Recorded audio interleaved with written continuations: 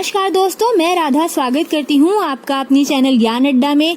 एक बार फिर से हाजिर हूँ आप सबके समक्ष 69,000 शिक्षक भर्ती से रिलेटेड कुछ और अपडेट्स के साथ। जैसा कि आपको पता है कि कॉमन अंक को लेकर के आज डबल बेंच में सुनवाई होने वाली थी और सुनवाई पूरी हो चुकी है। तो कोर्ट में क्या हुआ ये मैं आपको बताऊंगी विस्तार में, लेकिन इसके पहले मैं आपसे रिक्वेस्ट करना चाहती हूँ कि अगर आपने मेरा चैनल सब्सक्राइब नहीं किया है तो प्लीज इसको सब्सक्राइब करिए और बेल आइकन को भी जरूर दबाइए ताकि मेरी नई वीडियोस का नोटिफिकेशन आपको मिलता रहे। और साथ ही साथ मेरे वीडियो को लाइक और शेयर करना भी मत भूलिए। आज कोर्ट में जैसे ही एलपी मिश्रा जी ने जज साहब के सामने अपनी बात रखनी स्टार्ट की, उनकी पहली लाइन यही थी कि सरकार ने कुछ भी इस भर्ती में व्यवस्थित रूप से नहीं किया है, कुछ भी चीज चरणबद्ध तरीके से नहीं किया गया है। तो किस तरीके से कैसे सरकार इस भर्ती प्रक्रिया को पूरा कर सकती है, कैसे इस भर्ती प्रक्रिया को आगे बढ़ा सकती है, और अगर भर्ती प्रक्रिया आगे बढ़ती है तो कॉमन नंबर वाले अभ्यर्थियों को बहुत ही नुकसान होगा। बिना यूजीसी एक्सपर्ट की रिपोर्ट के भर्ती प्रक्रिया शुरू करना कहीं न कहीं कॉमन नंबर वाले छात्रों के हित के खिलाफ होगा। वहीं जज साहब ने एजी महोदय से ये भी पूछा कि सिंगल बेंच के निर्णय में क्या कमी है, कोई त्रुटि बताइए।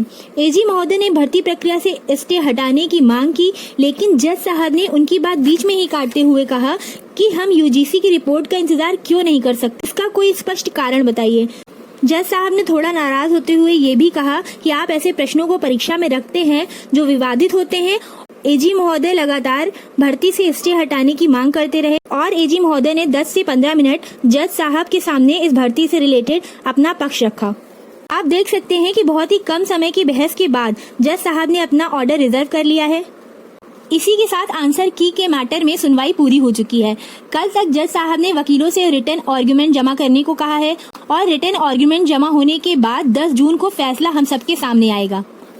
जैसा कि मैंने आपको बताया कि जज साहब ने दोनों पक्षों को ध्यानपूर्वक सुना है और उसके बाद अपना ऑर्डर रिजर्व कर लिया है और 10 जून को हमें देखने को मिलेगा कि आंसर की के मैटर में क्या हमारे सामने इसका परिणाम आता है, क्योंकि लाखों विद्यार्थियों की निगाहें इस ऑर्डर पर टिकी हुई है। जो विद्यार्थी चयन सूची में है उनकी भी और जो विद्यार्थी कॉमन अंकों की वजह से रुके हुए हैं उनकी भी, क्योंकि अब 69,000 शिक्षक भर्ती में क्या होने वाला है किसी को भी नहीं पता है जब तक ऑर्डर हम सबके सामने नहीं आ जाता है।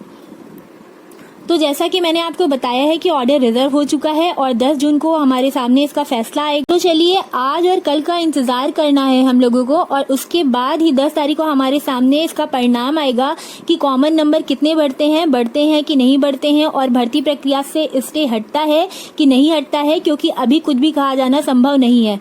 तो ये थी आज की सबसे बड़ी अपडेट कि ऑर्डर रिजर्व कर लिया गया है।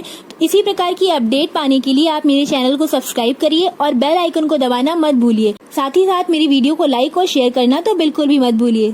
तो चलिए मिलते हैं अपनी नई वीडियो में, जिसमें मैं मिलूंगी कुछ और नई अपडेट्स के साथ। तब तक के लिए धन्यवाद।